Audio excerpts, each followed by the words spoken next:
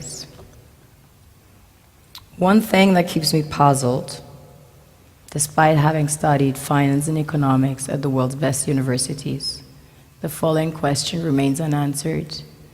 Why is it that 5,000 units of our currency is worth 1 unit of your currency, where we are the ones with the actual gold reserves? It's quite evident that the aid is in fact not coming from the West to Africa, but from Africa to the Western world.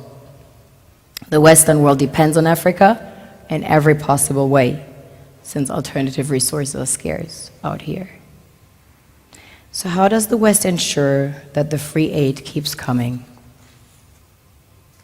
By systematically destabilizing the wealthiest African nations and their systems, and all that backed by huge PR campaigns, leaving the entire world under the impression that Africa is poor and dying and merely surviving on the mercy of the West. Well done, Oxfam, UNICEF, Red Cross, Life Aid, and all the other organizations that continuously run multi-million-dollar advertisement campaigns depicting charity porn to sustain that image of Africa globally. Ad campaigns paid for by innocent people under the impression to help with their donations. While one hand gives under the flashing lights of cameras, the other takes in the shadows. We all know the dollar is worthless, while the euro is merely charged with German intellect and technology, and maybe some Italian pasta. How can one expect donations from nations that have so little? It is super sweet of you to come with your colored paper in exchange for our gold and diamonds. But instead, you should come empty-handed, filled with integrity and honor. We want to share with you our wealth and invite you to share with us. The perception is that a healthy and striving Africa would not disperse its resources as freely and cheaply, which is logical.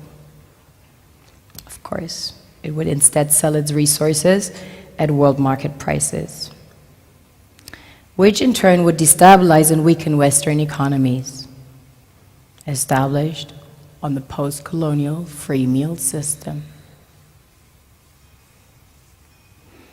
Last year, the IMF reports that 6 out of 10 of the world's fastest growing economies are in Africa, measured by their GDP growth. The French Treasury, for example, is receiving about $500 billion year in, year out, in foreign exchange reserves from African countries based on colonial debt they forced them to pay.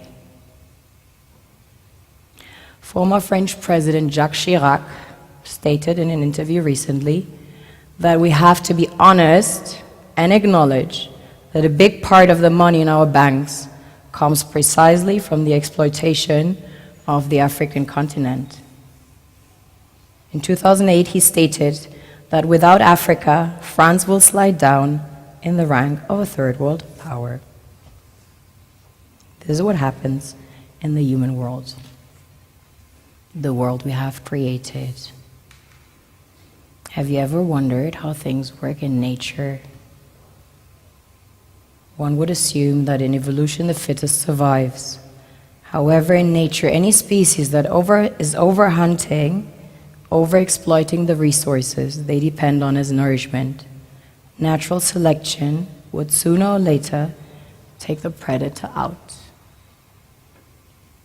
because it offsets the balance.